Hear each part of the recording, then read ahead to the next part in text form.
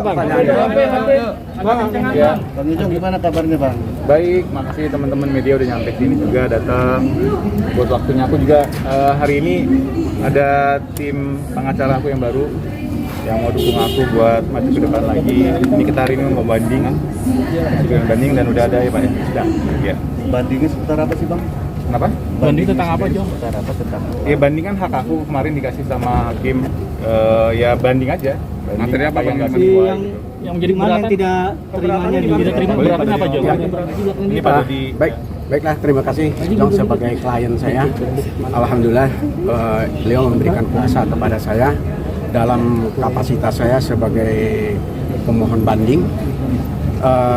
Banding sudah kita ajukan per tanggal 25 Februari dan hari ini kita untuk memastikan kepada Pengadilan Agama Jakarta Selatan kapan batas waktu kami untuk mengajukan memori banding. Jadi setelah ini nanti kami diberikan waktu 14 hari sejak pengajuan permohonan akta banding itu, kami mengajukan memori banding. Memori banding itu adalah semua apa yang menjadi hal-hal yang tidak kesesuaian dengan hati klien saya atau Pak Ijong dalam hal ini, dia dapat mengemukakan dalam memori itu. Memori itu adalah satu hak daripada klien dalam posisi dalam hal ini adalah dahulu tergugat, sekarang menjadi pembanding. Sudah diajukan apa belum sih Bang? Permohonan memori banding sudah kami ajukan per tanggal 25 Februari. Itu dalam arti kata diajukannya sudah diterima oleh Pengadilan Agama dengan bukti otentik akta permohonan banding.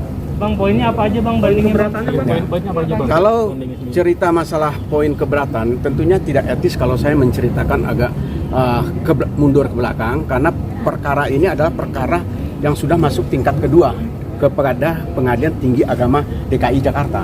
Nah, kalau dalam peristiwa hukum yang kemarin di PAJS ini, di sini yang sudah diputus oleh majelis hakim, ada hal-hal yang tidak bisa diungkapkan oleh klien saya, karena itu sudah menyangkut masalah substansial perkara, jadi tidak bisa saya ungkapkan.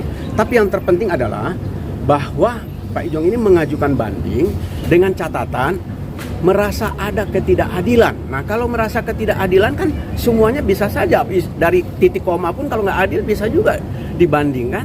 Nah, justru itulah bukan masalah yang sepele yang dia banding, tapi dia minta suatu keadilan untuk ke Pengadilan Tinggi Agama DKI Jakarta untuk lebih cermat untuk mempertimbangkan atas permohonan banding klien saya.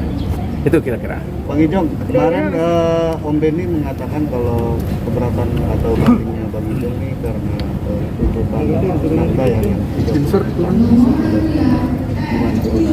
Oh, kalau banding ya kata Om Ben kayak gitu. Sebenarnya yang Dena minta kan itu maunya dia gitu.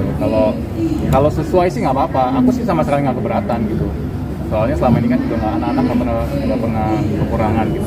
Tapi kalau nggak sesuai, ya bisa dipikir aja sendiri gitu. Makanya ini kita mau cari jalan tengah biar sesuai gitu. Karena yang diajukan itu ngada-ngada. Artinya 30 juta keberatan Jo Mas? Kenapa? 30 juta Kan keberatan. aku bilang tadi nggak keberatan. Asal sesuai aja mas. Gitu. Uang sekolah anak berapa sih? Bang, ada juga kata Om Ben kemarin soal hak asuh juga. Bang Ijong ada merasa keberatan juga. Oke, sebelum dijelaskan langsung sama kuasa hukum aku. Jadi sebenarnya kan dari awal Dena mintanya itu hak wali. Sedangkan hak perwalian itu otomatis jatuh sama papanya gitu loh. Yang Dena minta bukan hak asuh gitu. Ya Pak, gimana terusnya Pak? Boleh saya kembalikan kita karena posisi banding ini sudah masuk ke hukum beracara, tentunya saya akan mengembalikan proporsi perkara ini kepada hukum beracara. Kalau kita sama-sama ketahui bahwa sejak awal permohonan gugatan yang diajukan oleh istrinya Ijong, di situ mengatakan selaku belum karena belum diputus oleh pengadilan, ini banding, artinya belum ingkrah perkaranya ya. Berarti bukan istrinya, masih istrinya, tapi belum ingkrah perkaranya. Nah, dengan demikian saya sampaikan kalau misalnya dalam gugatannya istrinya Ijong meminta hak perwalian yang disampaikan oleh klien saya tadi, perwalian itu adalah di mana seorang ayah mempunyai hak wali terhadap anak-anak. Apabila kedua orang tuanya tidak ada, maka dapat ditarik perwaliannya kepada om dan tantenya. Nah, sekarang perwalian itu dalam hukum beracara di pengadilan agama, yang ada itu adalah meminta hak hadona atau hak pengasuhan. Itu jelas diatur dalam pasal 105 huruf A kompilasi hukum Islam. Apabila terjadi perceraian, maka anak yang belum mumaiz, maka hadona itu ada pada ibunya.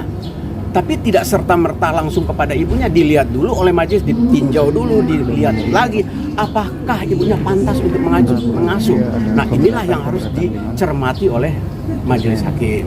Nah, justru karena di sini ditetapkan permintaannya dalam gugatan dan dalam repliknya juga ya, mengajukan perwalian, tidak dirubah sama sekali. Tapi tiba-tiba dalam amarnya mengatakan hak hadona kepada ibunya. Disinilah klien saya merasa ini ada hal-hal yang kurang sepaham di hatinya, karena beliau juga merasa membaca atau mengetahui dari orang lain.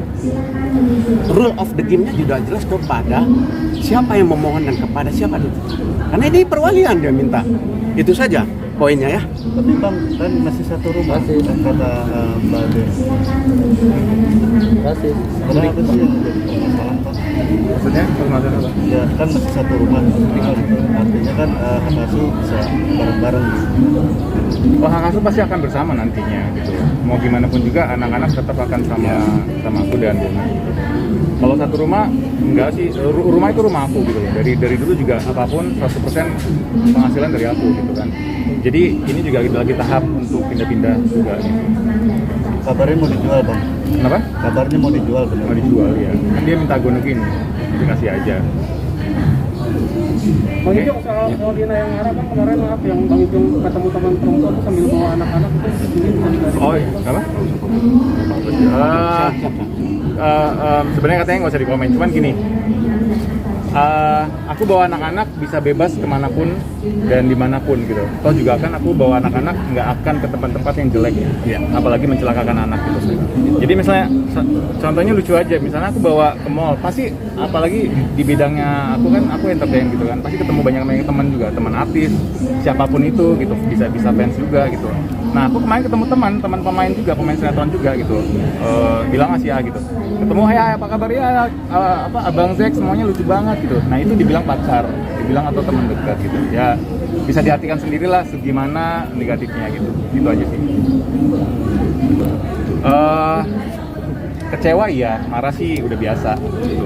Jadi apa yang dituduhkan itu sebenarnya kadang-kadang nggak sesuai. Jadi dibumbu-bumbuin dan ada banyak hal yang sebenarnya fake lah gitu, bohong. Itu aja sih. Tapi anak-anak itu masih kayak bertanya kenapa? Enggak, anak-anak happy, nggak pernah bertanya-tanya sih gitu. Karena kita memberikan kasih dan sayang 100%, nggak pernah menunjukkan. Kalau saya sih nggak pernah menunjukkan ya gitu, nggak tahu dari pihak sananya. Kalau anak sendiri lebih prefer ke Ijong atau ke ibunya? Enggak, kita nggak memperlakukan seperti itu. Jadi anak-anak harus bisa sama-sama. Nggak tahu kalau dari sananya ya. Memberi pengertiannya gimana nih, Bang? Apa? Memberi pengertiannya gimana kalau nanti akan berpisah gitu? Bisa Nggak usah rumah. dikasih pengertian, ntar mereka juga tahu sendiri. Tapi nanti pada saatnya akan ada saatnya. Bang, 30 juta itu per kepala atau 3 anak? Kayaknya 3 anak sih. 3 anak 30 juta. Sedangkan sekolahnya nggak termasuk segitu. Sekolahnya total ada berapa lagi? Sisanya mungkin buat dia kali. Yaudah ya. Makasih ya.